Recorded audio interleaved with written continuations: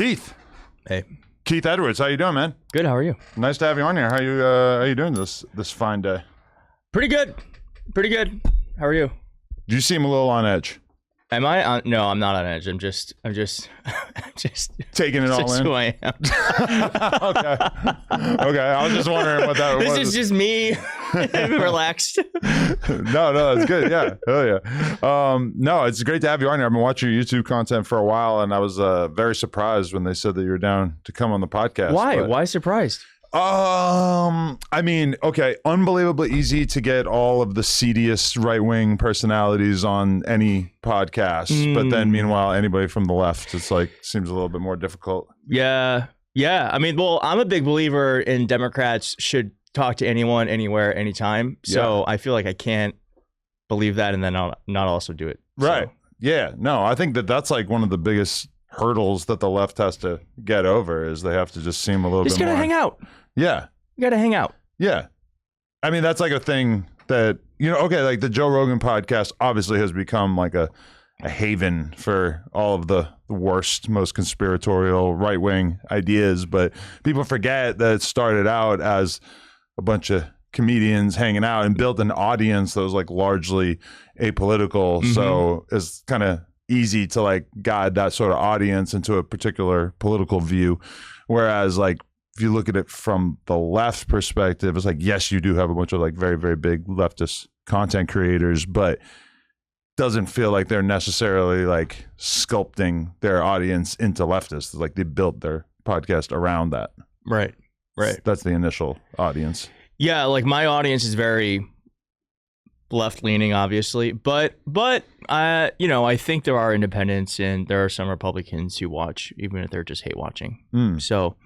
But yeah, I think that is kind of one of the benefits of someone like Rogan is that he does speak to people who might not be reached by any other means. So, yeah, and I think Democrats really should go anywhere. Yeah. No, definitely. I mean, like, what did you feel like? It feels like a really pivotal moment in retrospect, but when the Bernie Sanders campaign put out a little video on social media that at least partially celebrated the fact that Rogan had said positive things about him. Mm-hmm. And then quickly Bernie Sanders was like derided by the left for being willing to, use Rogan as a spokesperson for him. And that just really seemed like kind of a nail in the coffin in terms of well, it was the beginning of it was like a sign of things to come. Yeah, honestly. But I briefly talked to Bernie Sanders about that because Hassan Piker is experiencing the same thing that has happened repeatedly with people on the left who aren't 100% aligned with the orthodoxy. And Bernie Sanders very simply said that, like Democrats should talk to people they disagree with and they should tell them why. Yeah. Doesn't have to, you're not endorsing someone just because you're sitting across from them. Right. I think Joe Rogan at that time was much more, that's the thing about Joe Rogan. He really just, he listens to people and he locks in on someone despite what their brand is and stuff like that. So, I think it was like really important that Bernie Sanders was speaking to people who might not otherwise hear his message. To his credit, I don't think they took down that endorsement. No, they shouldn't have. Yeah, they shouldn't have. I mean, like my thing is like I don't have to agree with you on everything. Right. In fact, I think it'd be kind of boring. Yes. If we agreed on everything. Yeah. But if we're close, 70%, 80%. I think a lot of us all kind of want the same stuff. We might have different ways of getting there. Right. But, you're not a bad person just because you see things differently than me. And I think part of the problem, what's going on in this country, Donald Trump's a big, has contributed a lot to this, is the fact is like making us feel like we're so different. Right. When we're not. Yeah. We're not. Yes. At least I don't believe we are. I mean, he benefits massively from that. When they asked him in that recent interview about political violence, he almost immediately pivots to, I think it happens in larger numbers coming from the left than the right. Which is not true. Right. But that's like everything has to be politicized. We can't just say like political violence is bad and none of this should be taking place, which is really what like almost every president for all of history would have said. The bare minimum. Yeah. But the thing is I guess we'll find out. I feel like the country is thirsty for that again. I think we do want leaders who are more responsible with their positions and how they treat us when disasters happen. Definitely. Would you go on Nick Fuentes' podcast or his stream? Yeah. Yeah. Would there be considerations? I feel like I would have to be super prepped because you don't want to show up. You don't want to show up without any ammo. Yeah. He's pretty good at what he does. Yeah, so he's very good at what he does. And I'm not a debater. Yeah. I'm not like one of these like debating bros. Especially in modern times, like if you want to really debate, it's like this is clearly a very specific skill set that if you come in unprepared, you're probably in trouble. For the right reason and for the right conversation, sure. Right. But I think I would have to go in there with a strategy, and I don't feel like I have enough practice right now to do it. But I would never say no. Just it's my year of yes. It's my year of yes. I interviewed Adam Mockler a few months ago. I saw some. Oh, nice. Yeah, and he had like frequently made the trip to Tim Pool's podcast, which I understand was not terribly easy to make it to out in Virginia or something like that, but. Yeah, I mean, like watching his appearances on there really made me kind of question like how much value there really was to be had from being a liberal going on that sort of show. Why do you say that? It just feels like it probably doesn't work out terribly well. I kind of doubt the ROI is too significant. Like, I mean, hopping on Discord to talk to somebody is one thing, but like putting on like all these hours to go out there. But to the credit, like Destiny, when I found out about him, it was largely just because he was willing to go on all these right-leaning podcasts and argue with them, and I just became a fan of him from that. So, I mean, I guess there's definitely some value. It's just kind of like if you're going to be in a room full of like Tim Pool and all his cohorts, and they're going to just basically be doing everything possible to make you seem stupid. I mean, if you're really, really good, then it's one thing. Yeah, that's a good thought. Maybe I shouldn't do Tim Pool. I mean, there's just like something about when you're sitting there across from somebody and they just start dumping every conspiracy theory that you've ever heard in your life and a whole bunch of I feel like that's just talking to my mom, though. Yeah. Just talking to my mom. But typically, like, your parents just aren't like...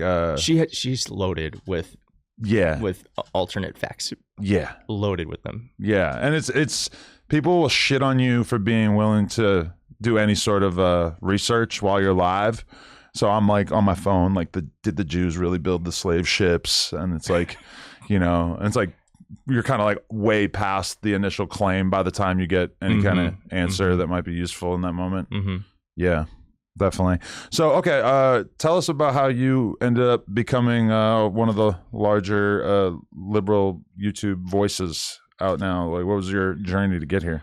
Well, I was a Democratic strategist for a long time. I worked on campaigns for Bloomberg. Well, okay, which we're not going to drag you for. No. And you the only person who would hire you. Can I tell you? Yes. Wow. I know many things. That's why. Yeah. And people don't know this, but the Elizabeth Warren campaign said to me that they wanted to hire me, but they couldn't because they had too many white guys. Really? So then I had to go to Bloomberg. Yeah. Which, by the way, feels like not okay to say. Yeah. Like, even if that's the case, don't say that. Yeah. Very weird. Yeah. So I was on the Bloomberg campaign, and that was my first national campaign, but I worked with John Ossoff, who is a senator out of Georgia. I helped elect him. I worked with a Republican group, funny enough, called the Lincoln Project, where I was a communications director, and I oversaw a lot of content. But I was a strategist for a few years, and then I've always had like a Twitter following, but there was no intention. No intention. I just started a YouTube channel. You can go to my channel, look at the oldest video. It's a terrible first video. Right. Shot on my phone. But I had a feeling that I wanted to be on YouTube. And I kind of thought to myself, I didn't go to college. And I think that has been a great benefit in some respects, because when you don't go to college, there's a moment you're like, oh, I could have just went.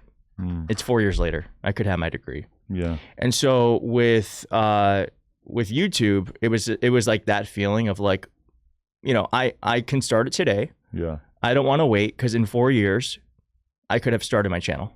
And and I will have nothing to show for it. So I just decided to do it, knowing that time passes anyways. Did not expect it would get as big as it's gotten. But that was the initial journey. Is it was literally just like, I just feel like I should be on YouTube. Let's see where it can go. But was it just like making video after video and it just sort of incrementally grew, or were there like giant viral hits that sort of propelled the channel?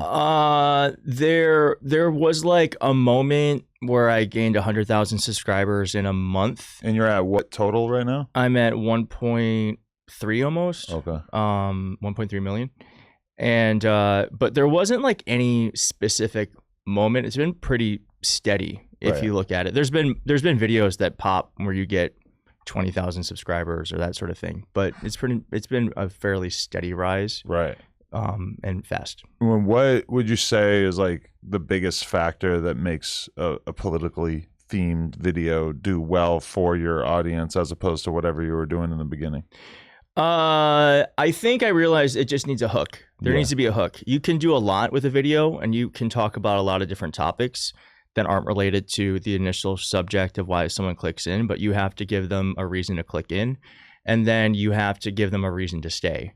And so I think I still feel like I'm constantly trying to figure out what that looks like for my audience and how it works. But I think I have a better sense of it now than I used to, but certainly like the hook is the most important thing. Right. And I mean, do you feel like you're kind of audience captured to a certain extent where it's like, obviously the clickbait, at least from me looking at your channel, it's like if the clickbait makes Trump sound as if he's done something that is like an existential threat to his existence, that's probably going to be the stuff that makes your video do well. Like it has to be like catastrophic scenario for Donald Trump, ideally, and it could be other people from the Republican Party as well, but probably it should come back to Trump. I've been trying to do more satellite characters because Trump's not going to be around forever. You have to build up these other characters. And so I would say clickbait. I mean, clickbait is a part of it. You got to get people to click. You've got to. I say clickbait is short form for like title and thumbnail. Yeah. Yes. Yeah. But I am trying to lean away from like it's over, like everything is falling down for Trump. I don't succeed all the time because it does work. Yeah. But I try to respect my audience more than that, and I've been trying to do more like vague titling too, where it's like I can't believe this. Yeah. Or like holy fucking shit. Like holy fucking shit always slaps. Really? People always click in. Yeah. But I'm trying to just do more titling like that, and but it's as you know, it's like these things like ebb and flow, and the audience is really receptive to one thing for a little while and then they want something else. And so it is audience capture to some degree in terms of like, I'm trying to figure out what they want to click on. Right. But in terms of like what I talk about and my opinions, I really try to give them exactly how I feel and what I think rather than what they want to hear. Right. If Trump does something really good, does that work as clickbait? Like Trump did one thing right this week and this is it. No. You know, that video would not do well. Unsubscribe. You would think that it would like have some value because somebody might be curious. I'm like, oh, he's going to acknowledge. I'm trying to think like what would that even be? Yeah, I don't know. I mean, it is kind of hard to come up with that. Yeah. Yeah, but that's I mean, like obviously you see everybody on the right sucked into this like just as much, perhaps even more whenever you're skimming. They have audience capture to an insane degree. Yeah. To an insane degree. But I don't know. The smart ones have already started to go away from him. Like Candace Owens, right? Nick Fuentes, Margie Taylor Greene. Those to me are the canaries in the coal mine. Like the fact that they're turning because they're like me. Right. They're close to the audience. Yeah. Donald Trump is not reading comments. Right. And if he is, they're on True and they're just bots replying with memes that support him. But Candace Owens is reading the comments and she knows whether or not what she's saying is being supported, whether they like it, whether they want less of it. And so if her, Fuentes, Alex Jones are starting to turn, that's a really big sign that that there's something really afoot. Right. Like I was reading something saying that like Trump's real like North Star is not how his party fares in the midterms. It's more like setting himself up to have this legacy post presidency, and then that kind of explains a lot of the things that he's doing. Like, you would think that if he really cared about doing well in the midterms, they probably wouldn't have started this war. Right. Probably wouldn't be going to war with all the most popular right-wing podcasters at a time like this, which realistically people were predicting that he was going to just get destroyed in the midterms regardless. But that does kind of make sense of it in a sense.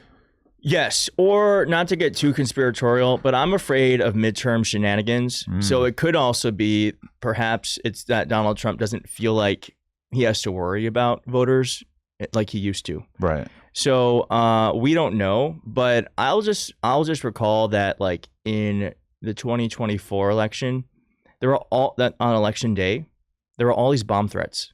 Yeah. In majority Democratic voting areas, right, in swing states.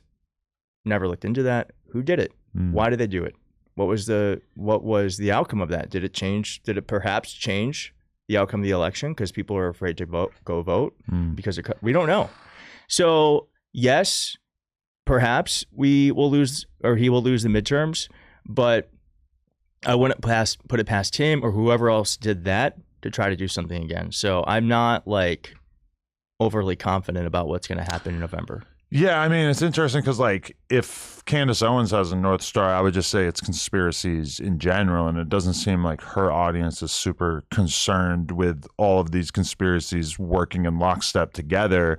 So let's say that, like, Trump does try to steal the election. It feels like they're going to be kind of at the front of the charge in terms of exposing this, and as much as it might be bad for the Republican Party, it feels like, you know, she cares more about views and having a new conspiracy to talk about for a few weeks more than anything. So it's like she could be the person driving the most attention to that, at least on the right. Yeah, I mean, I think she's a valuable, like useful idiot for the left right now. Right. So I'm glad she's throwing bombs. Yeah. So yes, she could help expose. She has helped expose, or at least I think she's been really, like, she has a way of expressing things that like really spread. Like, I think she called Donald Trump a slave, you know, and it was like a fascinating way to describe him that I'm sure really pissed him off. You know, like she said he was a slave to Israel or something like that. We can all see like the shackles on you. Yeah.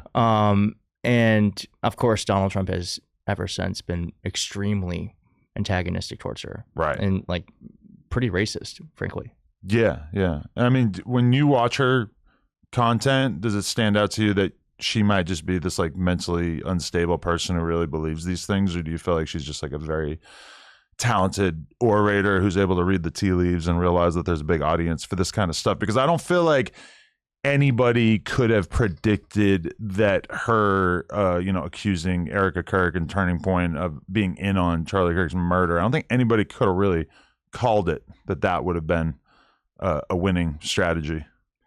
I don't know. I'm going to assume that she's a smart lady who's making money. Right.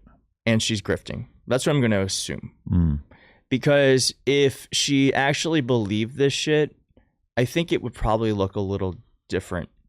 Marjorie Taylor Greene is a crazy person, but I really do think she believes in America first, you know, and I do think she really wanted to get the Epstein files out. Right. And I really do think it was a wake-up call for her. Yeah. That the president was, for some reason, really behind Israel and preventing the Epstein files from being fully released. Right. Like, so much crazy shit that she's done throughout the last few years. But then when you look at how she behaved with the Epstein files and the fact that was the impetus for her and Trump to fall out, that all seemed pretty coherent. It seemed genuine to me. Yeah. It seemed, but with Candace Owens, I don't follow her as closely, but it seems to me that she's really just going where not like where the story leads her, but where the audience will allow her to. Which, if you really think about it, I mean, like, Alex Jones is kind of the template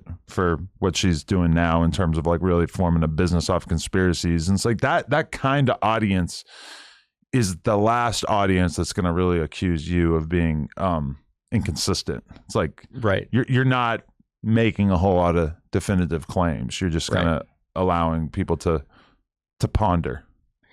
But I will say, I think this is something the left could be better at, and it's something I'm trying to work on.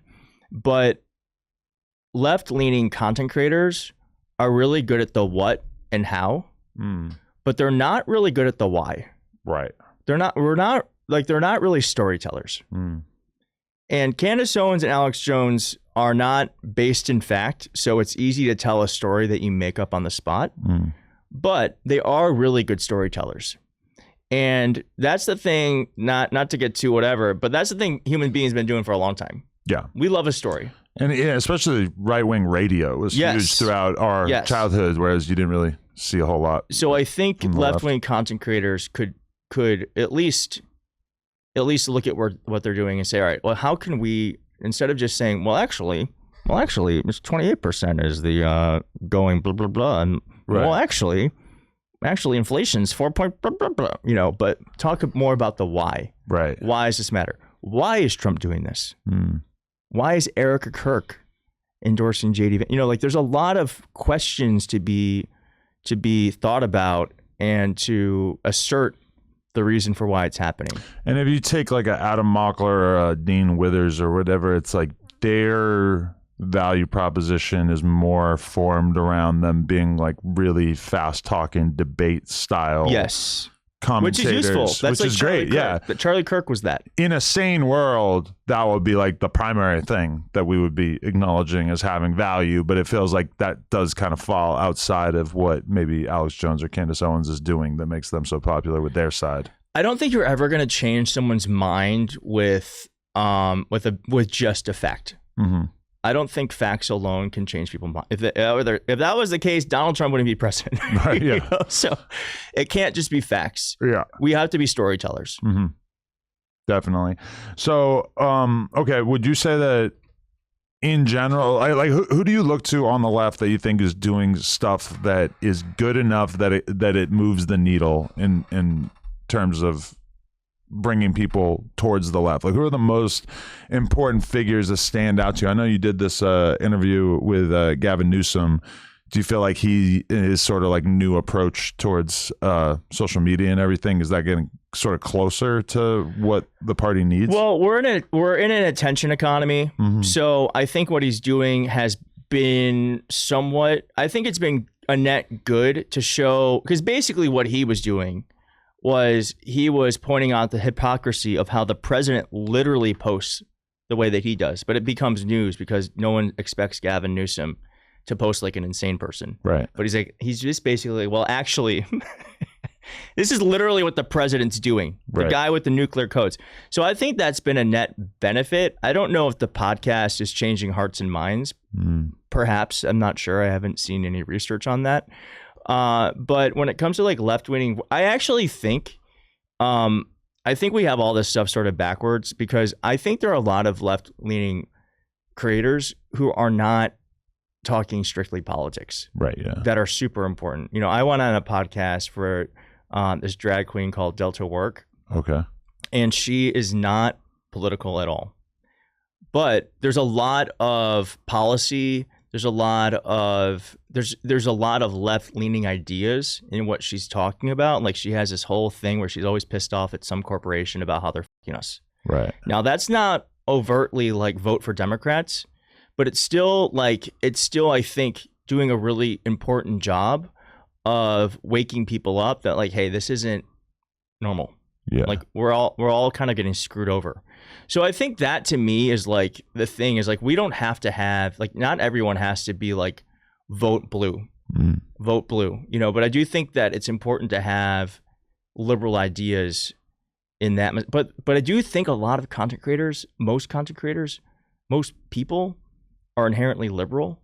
It's just that the right has done a really good job of flooding the zone with their ideas. And a lot of those people who are clearly on the right, clearly they voted for Trump, but they don't really identify as Republicans. Like that part of it, because that group in particular is like really anti being labeled.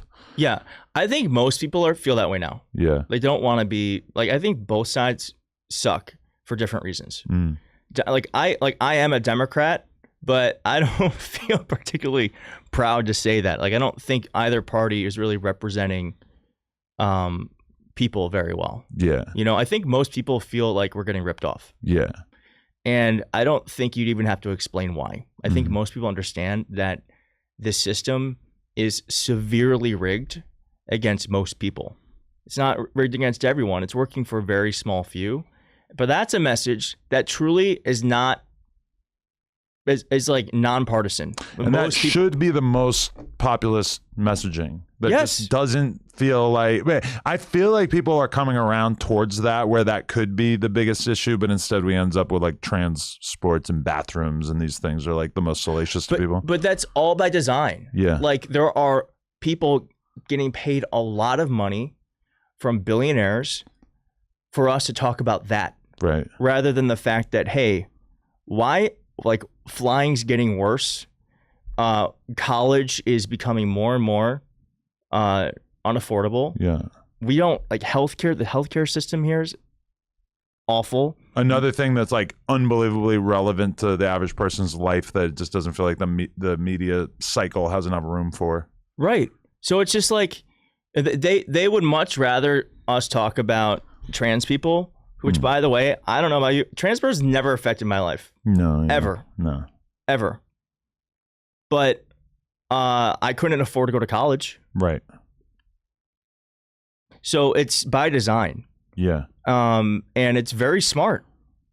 And it's insidious. Right. But that's why I'm a little like I'm a Democrat, because I think they're slightly less worse than the Republicans because they believe in democracy. And that's kind of important to me. That's important to me. Definitely. I think every person should be able to vote no matter what. Right. And we should make it as easy as possible. And I think, the president shouldn't decide who wins and loses an election. I think the people should. Right. So that's why I'm a Democrat mainly. And then there's all the, there's policy stuff too. But Democrats also fall into this trap of debating those stupid ass issues rather than, and this is why Bernie Sanders, I think, is great, because he doesn't even go there. He's like, that's not a thing. Like, let's talk about what really matters. Right. He went on a whole tour, like an anti-oligarchy tour, to talk to just get up the idea that there's a small few people who are controlling all of this. Right. And for right now, there's one thing they can't control, is that we all get a chance to vote. There's more of us than them, but it is in their best interest to have us talk about the things that don't matter, that rile us up, that make us feel different, make us feel apart from, so that we vote against our interests. Yeah, definitely. I mean, it kind of stands out to me a lot that as much as the right figured out at some point that they were able to easily weaponize the trans conversation in order to make Democrats look bad, that then when Gavin Newsom starts his podcast, one of the first viral clips to come out from it was basically him having the gall to say that he doesn't believe that trans women should be competing in women's sports. And he took a lot of blowback from that. But at the same time, I feel like that's probably something that the next Democratic president is probably going to have to be willing to say, because it just seems like such a losing issue for the left. I mean, I don't know. I actually feel like if a Democrat just talks about issues, talks about a populist message, and Graham Plattner is polling insanely well. He's running for Senate in Maine against slippery snake Susan Collins, who's been in office for so long. And he talks about this very bluntly. He's like, the trans stuff is just a distraction from us talking about the real issues. And I really think that's all you got to do. We don't have to throw anyone under the bus in order to win elections. I don't believe that. And so, like, the reason why they want us to talk about the trans stuff is so that we don't talk about the things that actually matter. Right. And I truly don't believe in attacking marginalized communities just to win elections. So you won, but at what cost? I don't believe that at all. Right. I just think that it's one issue that is so useful to the right. Isn't there like 14 trans athletes? Right. Okay. And as hypothetical as it may be, I just feel like it is such a loser for the left that they are unwilling to talk about this. And there's a lot of other like good examples, like the one that they should talk about it, but they should just talk about it. I think as bluntly as like I really feel like those like wherever they're competing, they can figure it out. They can figure it out. Right. The government doesn't have to step in with that shit. Right. At all. Yeah. In my opinion, like communities, sports organizations, schools can figure it out and how it works for them. Right. That would be my take on it for the 14 people. Right. who it actually matters for. I guess like my thing is that I end up having a lot of conversations with pretty like low information voters. Not that I'm the most informed, but it just feels like that's just something that we come back to so quickly, and I almost prefer that. I would rather them bring up that than like COVID or like lockdowns. Sure. Because it just feels like that's one that I'm really not going to be able to push you into understanding where I'm coming from on that. But yeah, I feel like the trans thing, as much as what you're saying is true, which is like, yes, this is being weaponized and this is such a fringe issue that's affecting such a tiny amount of people, is that as soon as a Democrat is unwilling to take a stand against like trans women and women's sports, that it just becomes like such a clear-cut example of like, look at how these people are unwilling to acknowledge basic reality and to be willing to take any sort of like hard stance it always comes back to like protecting children. It's like why we have this conversation about like high school instead of grown adults more often than not. Mm-hmm. And they're just really, really good at sort of weaponizing that. Yeah. And if they actually wanted to protect children, there's a lot more they could be doing when talk about trans athletes. Yeah. To be completely fair. Definitely true. But I mean, would you be happy to vote for somebody who took a stance when it came to trans sports that like maybe wasn't reflective of what you would prefer your ideal candidate to be saying, but a stance that was palatable enough that everybody that you felt like he was a stronger candidate because I am a gay man, okay? Mm-hmm. Obama in 2008 was like marriage is between a man and a woman. Yeah. My brother had to say that to get elected. Right. Okay, I understood what he was doing. I did not think he was a homophobe. Okay? I also feel like we got to be a little smart. You know, if the majority of people are somewhere, and we gotta bring them to our side. Okay, we can't attack someone, make them feel less than, or make them feel stupid just because they don't see it the way that I do, which by the way is the right way. Right. But persuasion. Like I feel like we lost the art of persuasion. The gay rights movement was a long ass movement that started with like gay people literally being ostracized from society to like the Supreme Court ruling that marriage is for everybody. Right? That didn't happen in a day, but it also didn't happen by like yelling at people and saying you're a bigot. Why won't you see things the way I do? Right. And so I think there has to be some nuance with this stuff. And I just always go back to the Obama example that he was not like on the side of gay marriage at first. Right. And then he was in 2012. Right. But I would say that at that time, I feel like almost the majority of Democrats would have, if pressed, said, yeah, Obama is saying that because right now it's not politically palatable to say that you're in favor of gay marriage. I feel like we all secretly knew that there was no way that he was stupid enough to not actually think that gay marriage was fine. But that's politics. Yeah, but that's also me like the art of politics. Choosing to like plant my ideas inside of him and say like, of course he must think that because he's a logical person. Yeah. But like, I don't know, Trump in 2017, 2018 was like, Caitlyn Jenner can go wherever she wants to go to the bathroom. You know, this issue has really just been weaponized by billionaires to keep us, because they're like, oh, this is a good one. We got a good one here that's going to really divide people. Right. So I don't know, to the 14 people who this affects in this country who are trans athletes and want to compete, you know, I want them to be able to just do what's best for them in their communities and in their whatever league they compete in. Sometimes it's like bowling, it's like, okay, but is a trans woman bowling like gonna? But male bowlers do like destroy female bowlers on average. All right. I don't know. I don't know. I'm pretty sure. I don't know. It seems pretty similar to me. Yeah. Or like,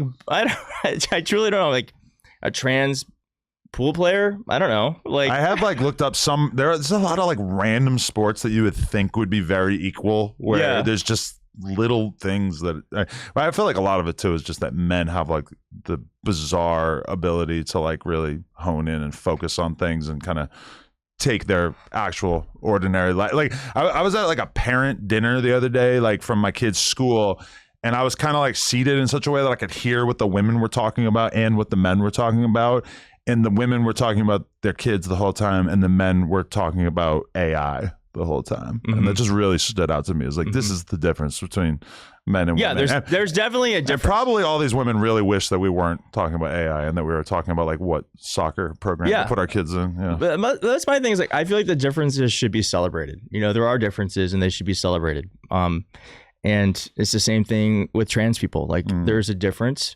And that's okay. Like it should be, but it should be celebrated. But there is a difference, For sure. Okay, I'm glad I get a chance to ask a gay man this question. But do you feel like, is there any truth to the narrative that gay people had essentially like won all of the major concessions that they would have asked for in society, and then at that moment the movement was kind of like hijacked by non-binary people and trans people and people who really like wanted rights and acceptance and ability to like move around the way that they wanted to move, but in such a way that was like really debilitating to the larger LGBTQ movement?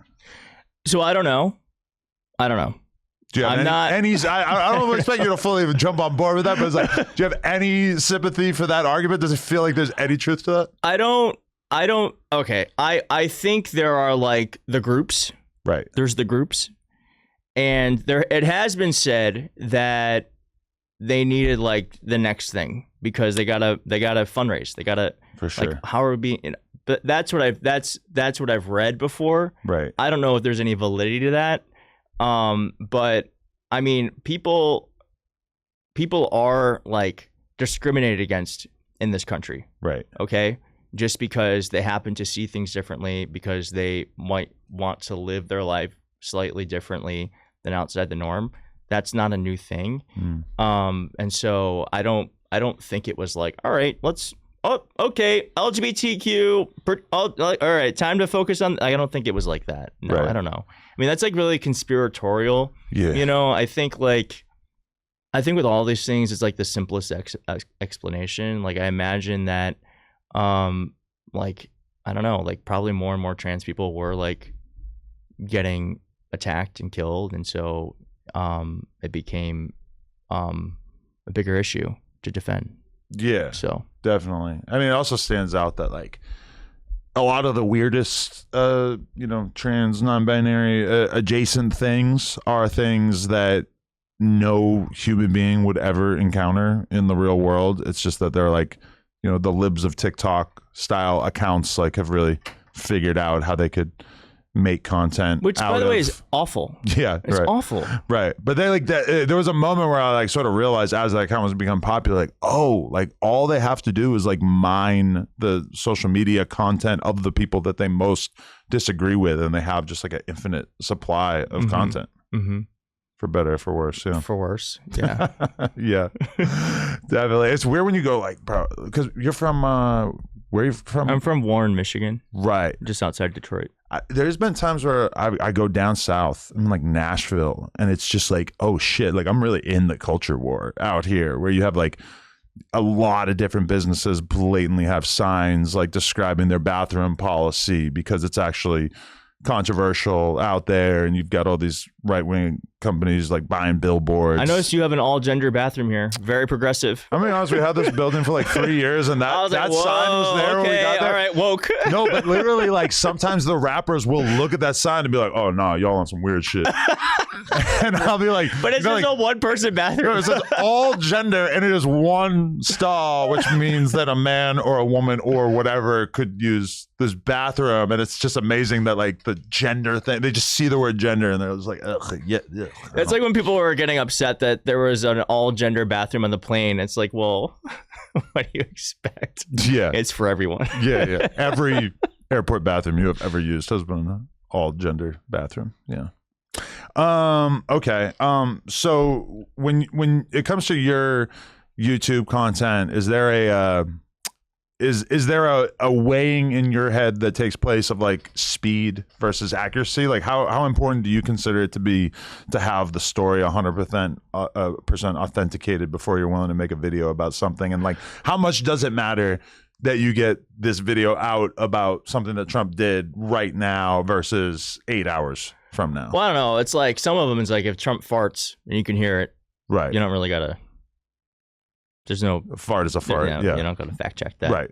But sometimes it could be like, it's a noise and we don't really know where it came from. Sure, but you can assert. Yeah, you can assert that was a fart. Right. I will assert that. I think it's a fart. Yeah. So I don't know.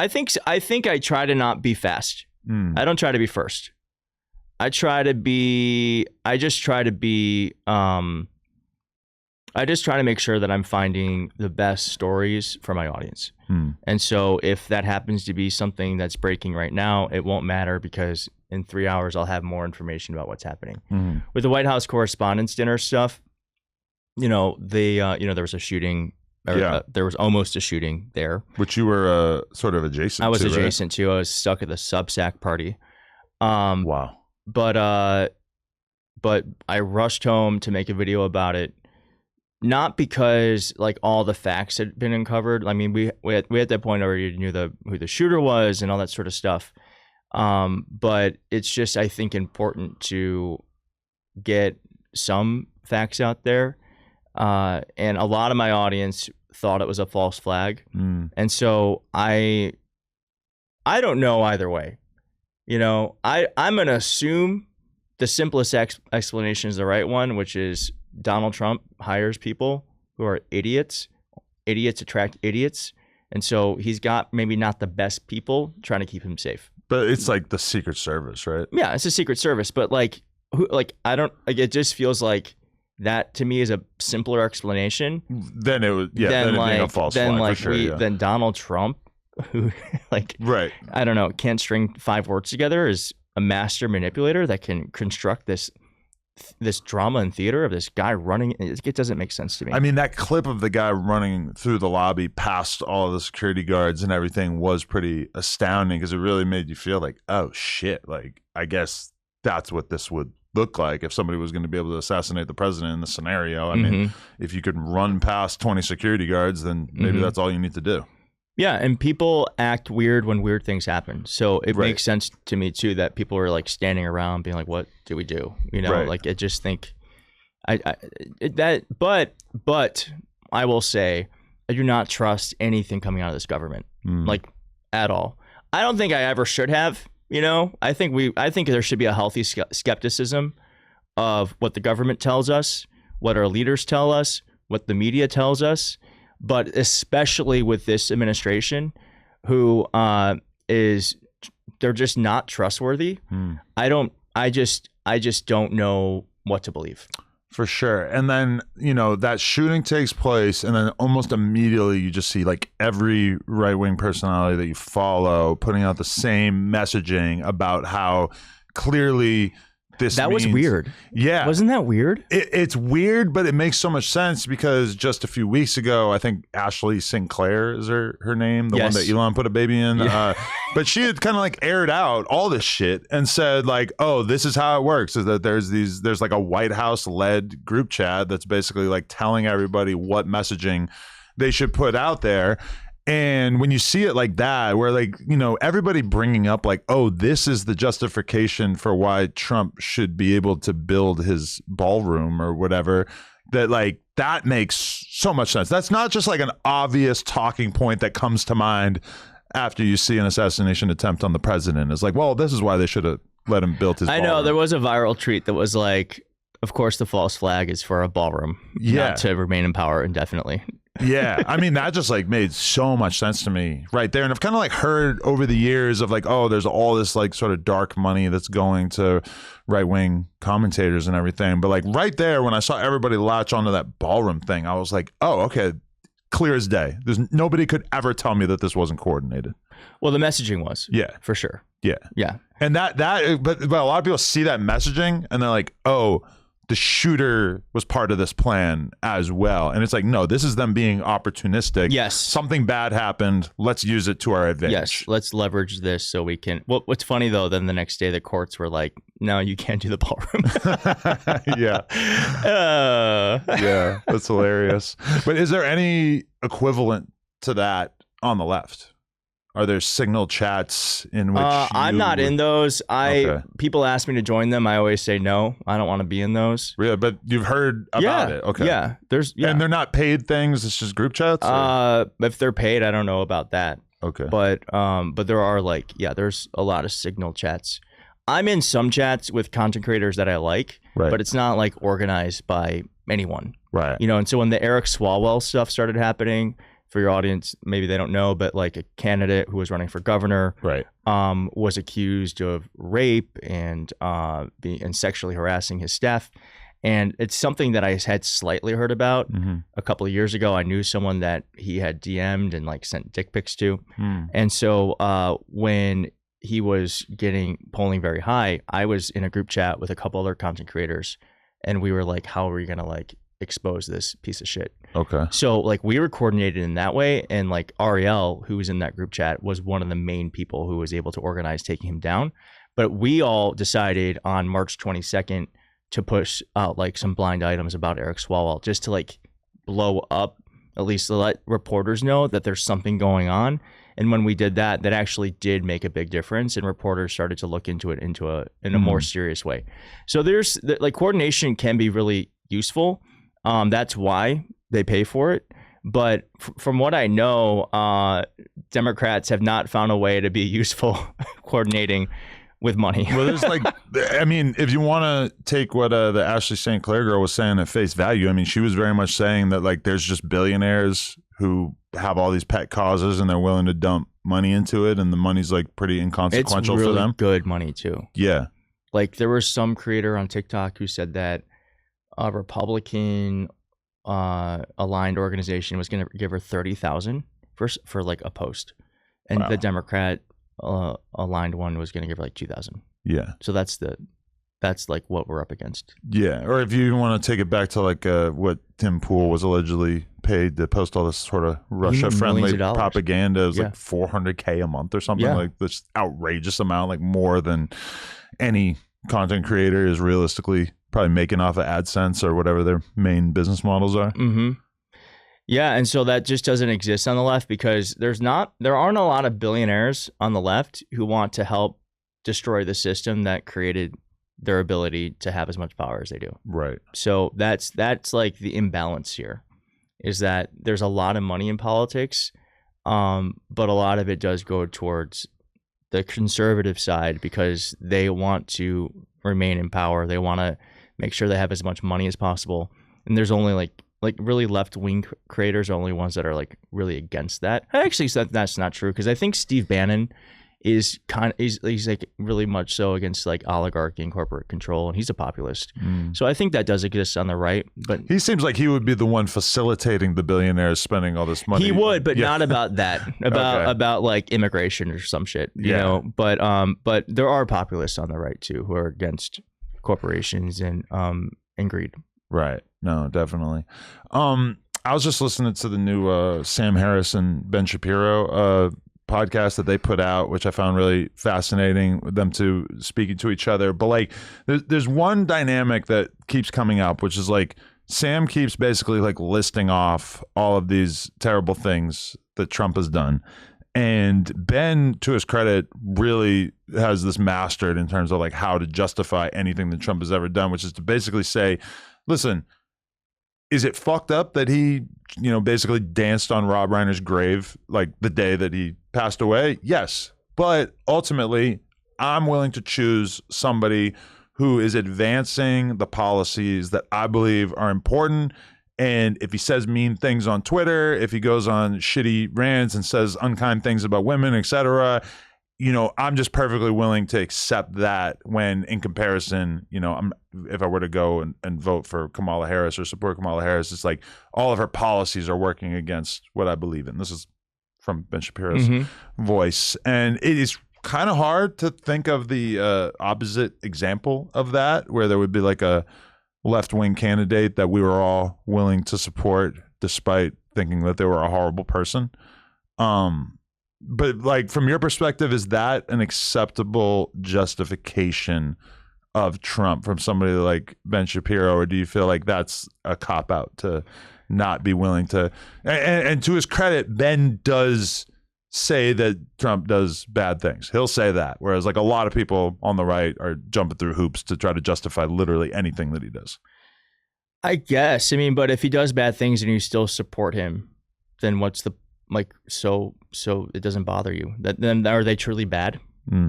So I don't know. I mean, I miss the time when we expected the most out of our leaders, that we actually held them to a higher standard. Remember that? Oh yeah. When like the president was like supposed to be the example. Right. Doesn't mean that didn't fall short, but there was like this expectation that the people that we put in front of us to lead us had to actually like be maybe a little bit better versions of who we are. Right. So I don't know. I think what Ben Shapiro is doing is really insidious. I think it actually helps degrade democracies, because part of electing someone to represent us isn't about the policies. It's about representing like who we think we are, like who our better selves can be. Maybe that's a little too naive, but I think to just like justify it because it's like, well, he likes the policies I like, which by the way is not even true. Right. Like Donald Trump doesn't believe in anything. Right. Like I don't like, what has he advanced that has helped Republicans or even this country? Really? I mean, some of the examples Ben Shapiro's given was like, dismantling DEI on a federal level. Okay. Oh, wow. So that's really helped me. That's important to Ben Shapiro. Okay. That really helped our lives, right? Right. Well, okay. That DEI is gone. So, right. Life's great. Yeah. But I mean, if he believes that, I guess I could. I do have some sympathy for this viewpoint just because I could like hypothetically imagine that the perfect Democratic presidential candidate that we would both agree would be like, this is the guy. But then once in a while, he'll just, tell a female reporter that she's just a disgusting piece of shit or whatever, like these things that Trump does. Mm-hmm. Like, but it's not once in a while. That's the thing. It's like we're like battered. Right. We can't even remember what normalcy was like. Yes. Yeah. Yes. And there's like a whole generation of people coming of age who are going to be voters that only know politics with Donald Trump involved, Yeah. So don't even know what like a more relaxed version of this can look like. Yeah. So I don't know. I think it's a cop out. I mean, would you vote for someone that acts like Donald? Like, did you vote for Donald? I don't even know. No. But so you wouldn't. So like, but why do you think it's okay for Ben Shapiro to support someone like Trump? Just because his policies, like, shouldn't... I wouldn't say I think it's okay, but I think that's probably the best justification that he could possibly land on. And it's hard to... It feels like a cop... It just feels like a cop-out. Yeah. I mean, he obviously really has no choice in this matter. Like, he's already in enough of a bad situation in terms of... Well, my girlfriend beats me, but the sex is good. It's like... Yeah. It's like, okay. Yeah. I know some guys in that situation. It's like, all right. One person came really to mind for both of us right there. Yeah. But I mean, like, Ben Shapiro's already in a tough space because the right is so fractured, and him being the guy who's really he's an Israel guy. He's the pro-Israel Republican, and that just seems like the least palatable stance on the right at this point. And the right being so split, it's like he is already in a little bit of a weird position, and he's got people like Candace Owens, who's an avowed enemy of his, and yeah, I mean, he does seem like he's been kind of really marginalized over the last couple of years. I think what Ben Shapiro doesn't realize is that he thinks he's fighting for his party, but the party's already left him. Like he's no longer like he is like whatever he thinks he believes is not going to win the next election. Because there's all these anecdotes about how all of the younger staffers on Republican campaigns, et cetera, are all Nick Fuentes fans. Yes. They're all racist. They all say terrible things about women. And Ben Shapiro really does a lot to like try to negate that on that particular episode in terms of him saying that like it's a extremely fringe phenomenon and that it's just really not indicative of like the average Republican at this point. But I don't know. I mean, most of the people who are right leaning that I know definitely have some time for some Nick Fuentes. It's definitely seems pretty popular. Yeah, he's entertaining. Yeah, it's scary, but I mean, you've watched him. I interviewed him over Zoom at one point. He's funny. Yeah, he's funny. He's an entertaining guy.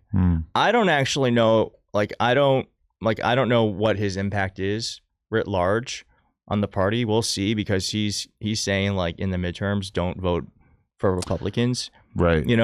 I think he's going to go after JD Vance if JD Vance decides to run for president. So I don't know how much political power he has. I know that he has a really large megaphone. Yeah. But I think it remains to be seen how powerful he is, other than just getting attention. Like, can he actually get people off the couch to vote? We don't know. Right, because I mean, I remember when I interviewed him and when it came out that I was just astonished at the rate at which the comments were coming in. And then years later, I read this study that's basically like, a huge percentage of his Twitter engagement is all astroturfed, and like they're just huge armies of bots that are basically like filling in to make his content look a lot more popular than it is. And I feel stupid because in retrospect, when I was reading those comments were just like, clearly there was just this big, either they're bots or they've just got like a big Discord, and like every single thing that Nick does on a public level, people are just like, hey, like, you got to get in there. Every single person in this Discord has to go leave a positive comment within 2 seconds of the interview going up. So I mean, it does stand out to me a lot that like the right gets the power of optics perhaps more than people on the left, and they're willing to like invest into that, because a lot of that, people just don't have a lot of time. And when you see that this person averages 50,000 likes on their tweets, it just goes a long way in the average person's mind. Yeah, it does. It has a way of making people feel like, oh, this person is saying must be meaningful. Yeah. I don't know how to fix that problem, but yeah, you're right. Like the left really just doesn't understand optics at all. We don't understand storytelling. We don't understand optics. I don't know what it is about people on the left, especially people on the left who are consultants, strategists, or elected officials. They just don't have that thing where they understand that, like, advertising works because it appeals to something beyond like our rational thought. You know, like they're trying to get you to buy something that you don't need. Yeah. How does that work? So like that's the thing that I think Democrats just don't fully get, is that like this isn't about like giving someone an idea. It's about selling it. And like, how do you sell something? There's been times where I've been like in Miami in a room full of like manosphere type creators, and someone just like said like, you're voting for Trump, right? And I was like, no. And like, I might as well have said I was a fucking axe murderer. Oh, really? Just the way that like that was received. And they're like, you're voting for Kamala. And I'm like, yes. And it's just like the craziest vibe switch in that room. But they'll still fuck with you, right? They'll still fuck with me in some way, but it's clearly a line is drawn in the sand at that moment. Interesting, because I feel like on the left, if it was a group of left-wing creators and someone said, I'm voting for Trump, it would be like, what are you doing? Get out of here. Yeah. You have to leave. Yeah. So I think that's also an interesting, but if you're saying that there was like a vibe shift, that's interesting to me. Definitely a vibe. I'm talking about like some of the guys who are in that like Netflix Manosphere documentary, where it's like, they could still accept me as a dude, because it's not like me saying that really like affects what our conversation is like while we're all hanging out. It doesn't mean that they like can't trust me, but it's just it like negates my manhood in such a serious way to them. Interesting. Yeah. Like I am not a real man because I'm a Democrat. Like you get kind of used to that in those circles, that's the vibe that they'll leave you with. When did that shift? With Trump, yeah, for sure. Because I remember back to like 2016 and stuff, YG puts out Fuck Donald Trump, which was this big hit record at that time, and no controversy. Every person in hip hop was like on board with that song, Donald Trump sucks. And then you fast forward to like, 2024, and that song just feels way different, because if you're at like a sort of hip hop concert or whatever, it just feels like the brand of masculinity is just so in lockstep with Trump at this point that just something fundamental has really, really changed. That's interesting. I wonder, but I guess like the one thing is if it shifted that quickly, yeah, it can shift again. It definitely can. And right? I think Trump's like, it's just so crazy to me to think about how many people sat on this podcast and told me that they were Trump supporters. And especially when it's coming from black dudes, like they're aware of the fact that this is a kind of classic viewpoint to take on, and they like that. They like saying that they're a rebel, and like, of course, I am not falling in line with the Democratic Party, who thinks that they own the black vote, and none of those people are bringing up any conversation about Trump at this point, or even throughout like the last 6 months. It just doesn't. There's no follow up. It's just like they were happy to support him, and now that he's doing a bunch of shit that they don't agree with, it's just. Yeah, it's like, oh, okay, well, yeah. I mean, that's the frustrating thing. Yeah. It's the frustrating thing. Yeah. But, yeah, I mean, I don't know. I don't know how to solve that problem. But I think that is the thing, is like Democrats used to be the counterculture party. We used to be the people who would get folks pissed off. Yeah. And now it's kind of the opposite, and it is fun to be like, the rebels. Yeah. Definitely. So I get it. For sure. Do you think that Clavicular is being funded by Peter Thiel? And from what I understand, no, I don't think he is. Okay, so I see people like gossiping about it constantly. When I was around him, I didn't want to bring it up. I feel like I've heard pretty definitively he's not. Okay. Yeah. So no. It feels weird that Peter Thiel would want to invest his time and energy into someone who is so, for the most part, not political, and has really made that like extremely clearly. He's walking out of interviews. A drug addict. Yes. Like he's, you got to show up to work. Right. So I don't think. I mean, the idea of this like billionaire gay man wanting to fund Clavicular, who's like constantly hounded by rumors of him being gay, despite the fact that he's like seemingly having sex with a different woman every night on stream. Well, he reads kind of effeminate. Yeah, to me, for sure. Like I can see, like he seems gay, I've heard so many gay people say that I'm forced to believe it, even though I know he's not. Yeah, but he seems gay. Yeah, I mean the extreme interest in how you look. Even the way he talks, I think he talks gayer than me. Really? Yeah, he's got like a really effeminate way of existing. Interesting. I didn't really get that from him, but I could see it for sure. Like there's certain clips, the clip of him wearing the glasses where he's surrounded by girls. I mean, I still see that quote tweeted like daily of people just saying that this is somehow like definitive proof that he is gay. Yeah. Well, he's not. Yeah. But it's okay. You can be straight and sound gay. It's okay. Definitely. But the best quote tweet I've seen in recent memory, or no, it was just like a tweet. It was somebody saying like, oh, you support gay businesses, but you won't support Palantir or gay-owned businesses or something like that. That's true. That's pretty good. That's good. Yeah. That's like signing up for OnlyFans and saying I love supporting small businesses. Yeah. No, definitely. I mean, shit. A lot of girls on OnlyFans really are the smallest business you could ever imagine. So support small business. Does make sense. Okay, so I guess I wanted to ask about your dating life. I heard you were attached to Jake Shane at some point. No. No. Well, we went on an A date. Okay. We went on an A date. Okay. I think I messed it up. Really? I messed it up. How? What'd you do? Well, I went on. We got connected to a friend because I put on my close friend's story like I think this guy's cute. And then someone that I knew him. He was like, "Do you want me to connect you?" I was like, "Sure." And then we went on a date, and I thought it went pretty well. But we were supposed to hang out the following day, and I didn't confirm that until like 6 o'clock when we were supposed to hang out at 9. Okay. And so then he had already made other plans. Okay. And then that was it. That was it. Yeah. But we like made out on the street. You made out on the street? Wow, that sounds romantic. Is it? I don't know. It seems kind of like it feels not romantic, but it happened. Were you sprung at that time? Did you think like, oh, this might be the one? I was really interested. Really? Yeah. I was like, yeah, I caught a feeling. So, but whatever, that happens. And I tried texting him while I was here and no response. Do you feel at all ostracized in Washington as a gay man, or is that kind of old school at this point? No, I don't even think about it. Okay. Yeah.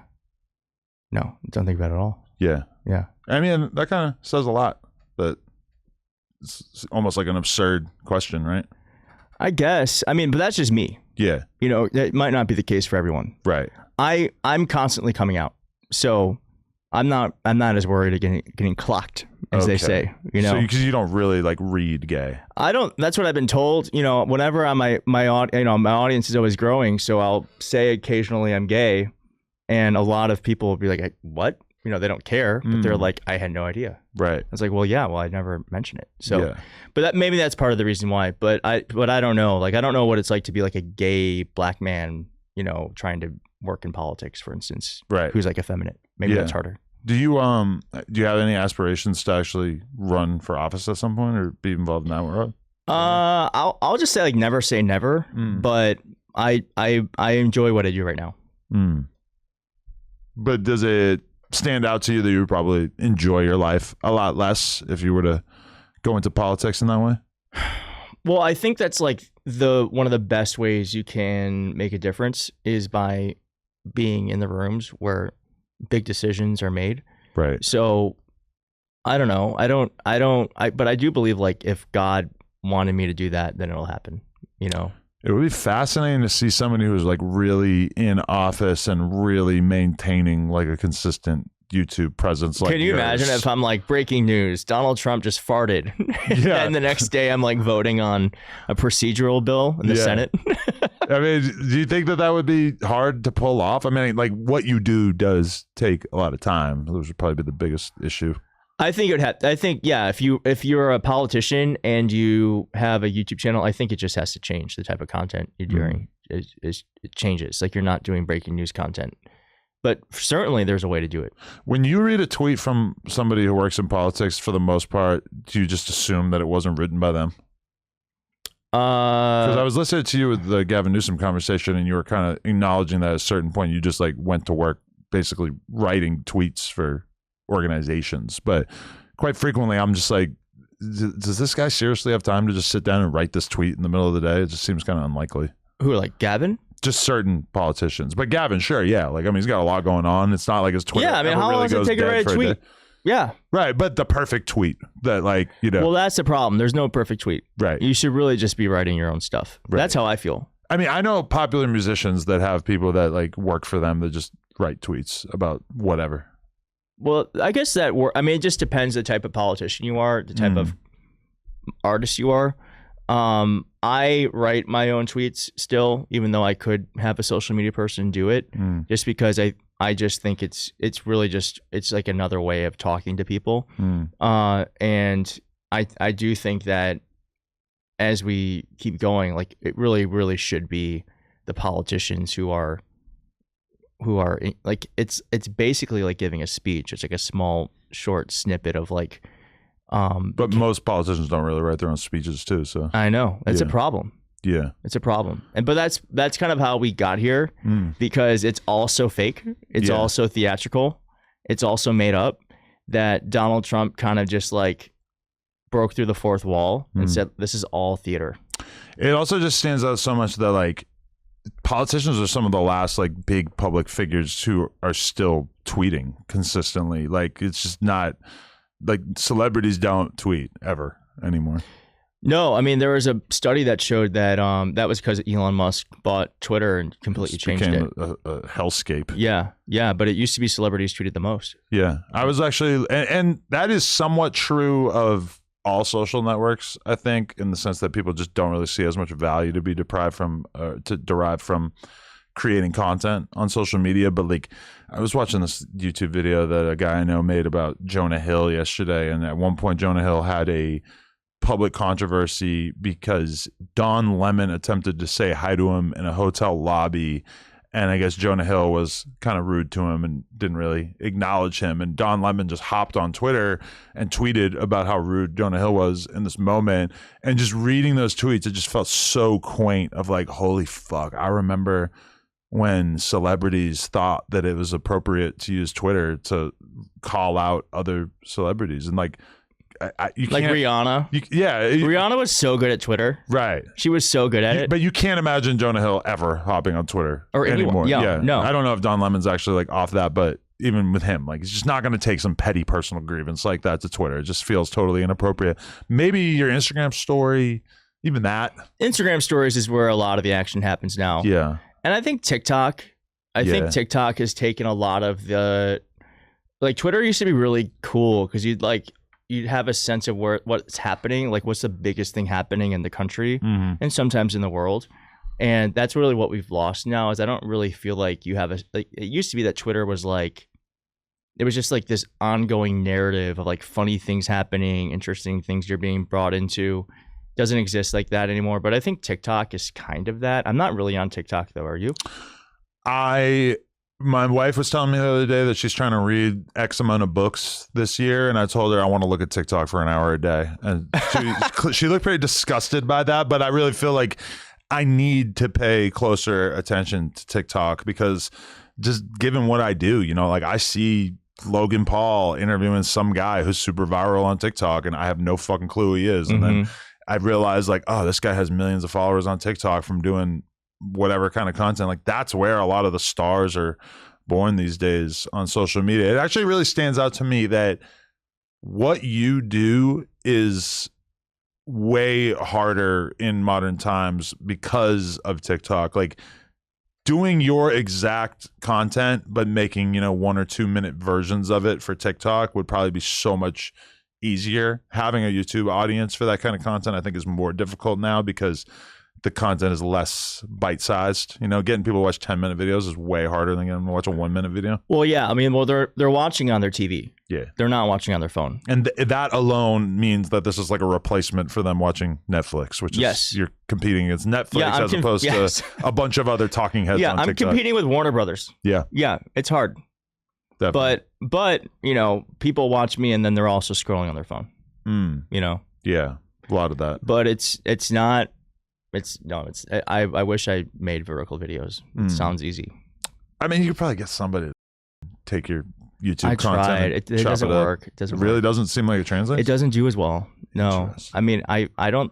Maybe it's like a skill issue. Maybe it's a me problem. But well, they do want you to make content in app.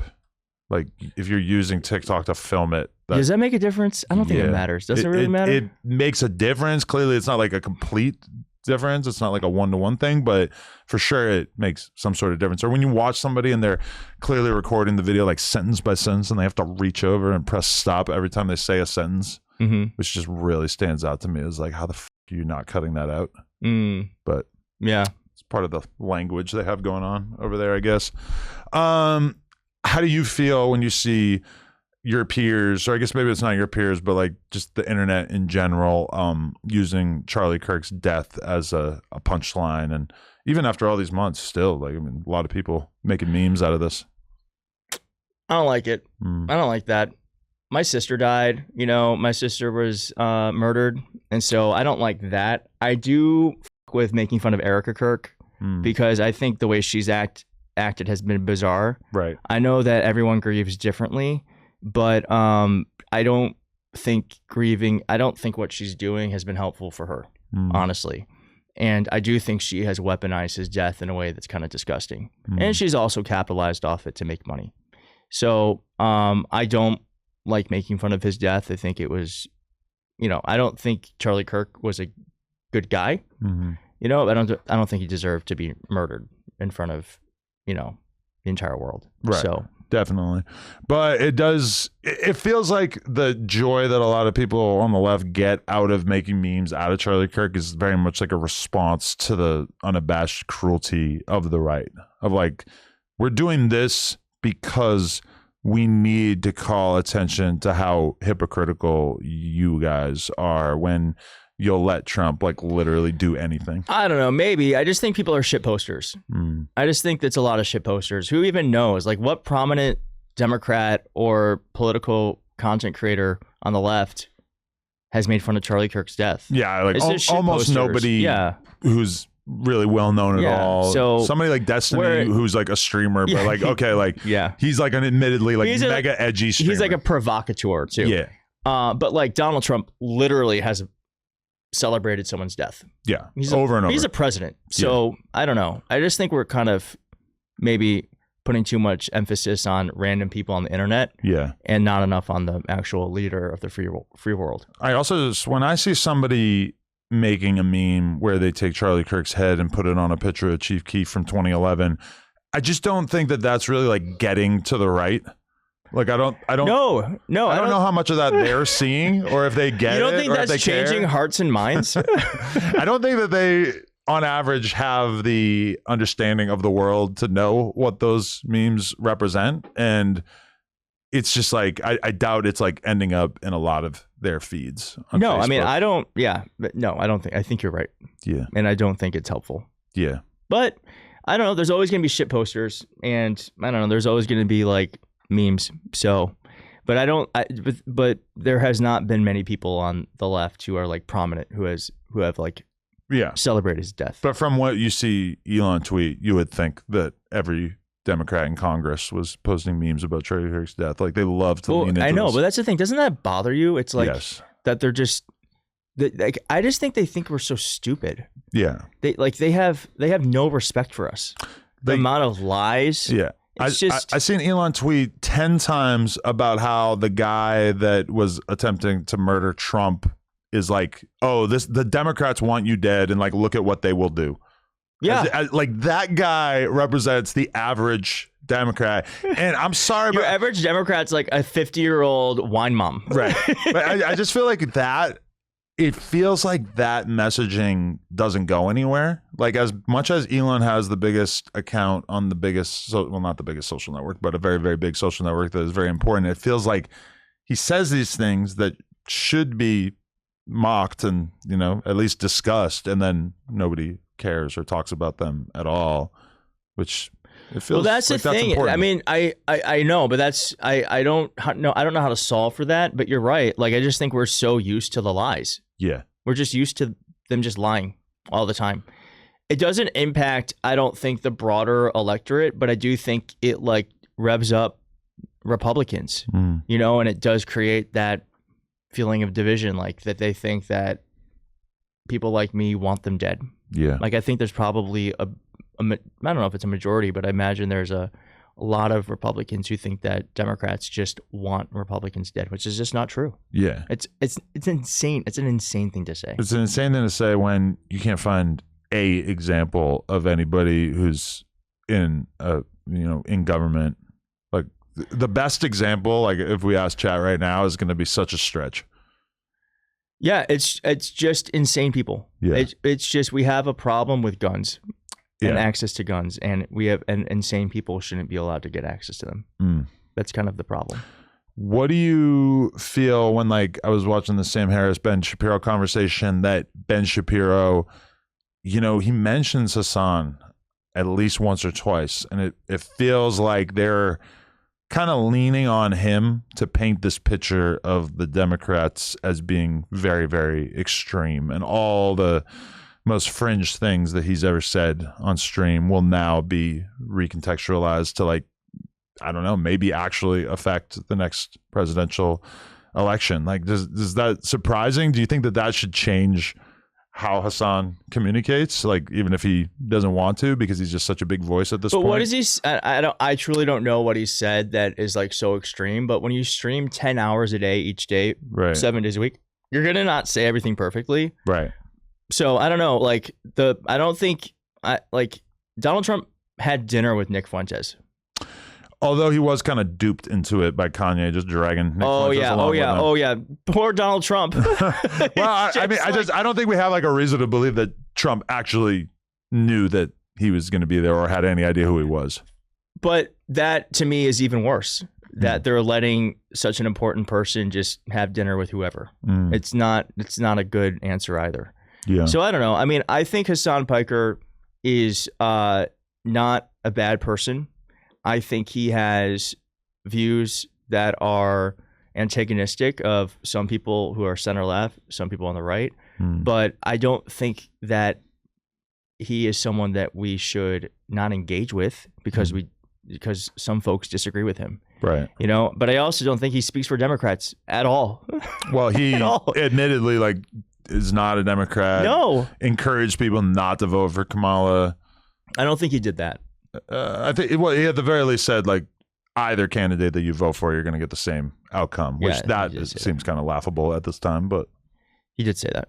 Yeah. But I mean, like, you know, there's a lot less pressure on Republicans to divorce the more extreme right-wing people from their party. Whereas Laura Loomer is a crazy person. Yeah. She literally calls the president. Yeah. She's she has literally her family. Like, what is it called when you put someone in a mental, like, they like 5150? Yeah. They did that to her. Really? Yes. Yeah. So I don't know. That I think we're focused on the wrong stuff. Yeah. You know, I don't know why more liberal leaning people have such a hard time controlling the narrative, because Laura Loomer literally who's like texting and calling the president, but she's like not useful to the left, whereas it would appear that Hassan is pretty useful to the right. Their audience is just going to eat this shit up. In terms of like the most extreme things he ever said are going to be like recontextualized to basically be viewed as like the average Democrat. Yeah, but I mean, Laura Loomer said 9/11 didn't happen, or it was like a false flag or something. Yeah. Right. So I don't know. And even as you say it, we both know that they won't care. No, they won't care. No, it's a crazy world. Okay, so what do you have going on besides just the YouTube channel, and what's the future of the YouTube channel? Like things that you haven't done that you'd like to start working on going forward? I don't know. That just stressed me out. I don't know. I don't know. I mean, you're in the constant race to keep the YouTube channel relevant. Yes. And that makes it hard to think about other things outside. We're talking about a podcast, which technically I have a podcast. It's like the number 150th most watched podcast on Spotify, even though it's not technically a podcast. But like something long form. I think there's gonna be a long form moment. I think we're talking about a book. Nice. At some point. So there's like that sort of stuff. But I truly believe that it's just gonna, like, this is like a child, you know. Do you have children? 1 5-year-old daughter, yeah. Okay. I don't have children. But I imagine being a good parent is just being like, you try to expose the child to as many things as possible, and then the child figures out who they are. I kind of think like that's like the same thing with this. Is like, I don't know what it's going to be, but it's my job just to try as many things as possible, and the path will reveal itself. Does the book thing feel weird? Because probably, you know, you could write the most explosively popular video and it's not going to be seen as by as many people as view like your worst performing video this month, probably, right? What do you mean? If you do a book, it's like, you know, you're probably not going to sell 100,000 copies, whereas you probably look at a YouTube video with 100,000 views as not particularly successful. Yeah, but it allows you to talk about a subject in a really in-depth way. And then you also get to promote the book, where you get to talk about the ideas with a lot of different types of people. Right. So I don't know. Yeah, I don't know. But my goal is to not make a book that's like Trump bad. Trump bad, buy my book. You know, there's enough of those. Yeah, there's a lot of those. I want to create something that hopefully will be useful, right, and can help people. Definitely.